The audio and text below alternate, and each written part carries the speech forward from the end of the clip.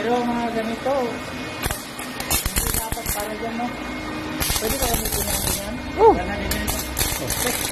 Ang gagamitin mo, ang gagamitin mo yung flux cord. Ikaw. Yan, ganyan yan.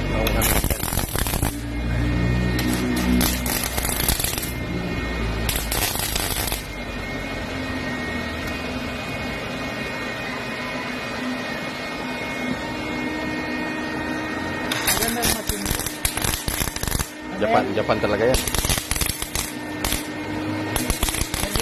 Yung ano kasi noon, ground lang yung ginagamit namin. Yan, may gulong yan, makapatay dyan. Ito, may gulong na yan. Gawan nyo na lang ng frame kung kasama yung ano. Gawan nyo na lang siya ng, kasi wala siyang trolley.